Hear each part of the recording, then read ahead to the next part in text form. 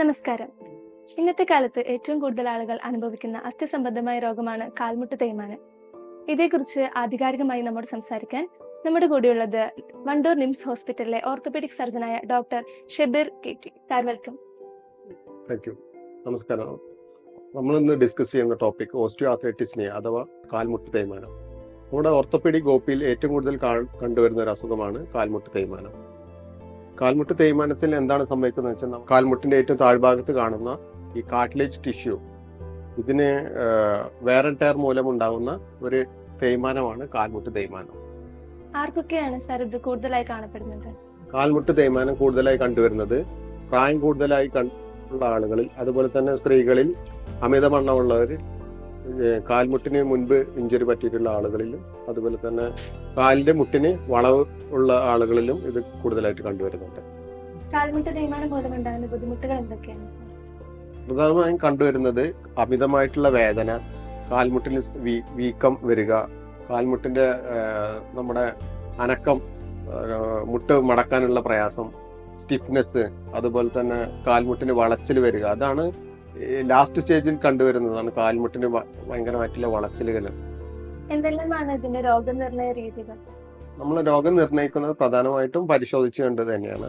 പരിശോധനയിൽ കാൽമുട്ടിന് ജോയിന്റിൽ വേദന ഉണ്ടാവും. അതുപോലെ തന്നെ തൊട്ട് പരിശോധിക്കുമ്പോൾ കാലിന്റെ ഉള്ളിൽ നിന്ന് ഒരു ശബ്ദം വരുന്നത് പോലെ, ഒരു വരസുന്ന ശബ്ദം വരുന്നത് പോലെ ഉണ്ടാവും.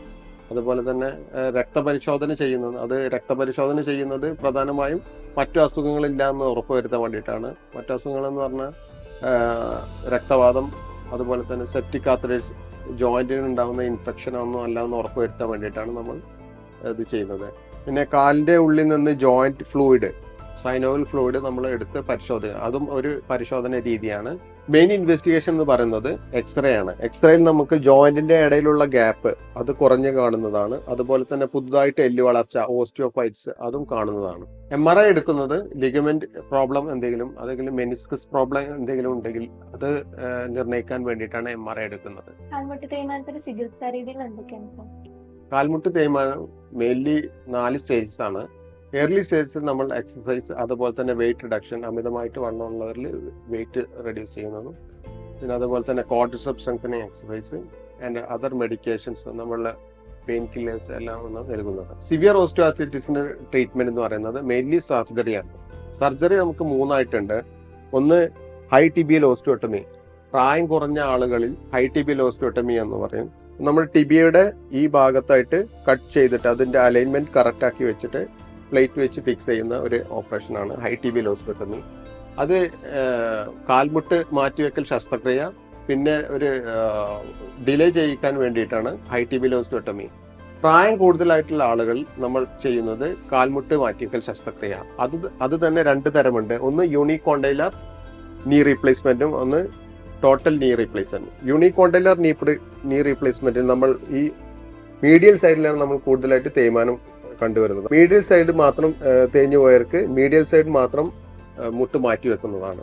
അതാണ് unicondylar knee replacement. Severe osteoarthritis ഉള്ളവരിൽ മെയിൻ സ്റ്റേ ഓഫ് ട്രീറ്റ്മെന്റ് എന്ന് പറയുന്നത് ടോട്ടൽ നീ റീപ്ലേസ്മെന്റ് ആണ്.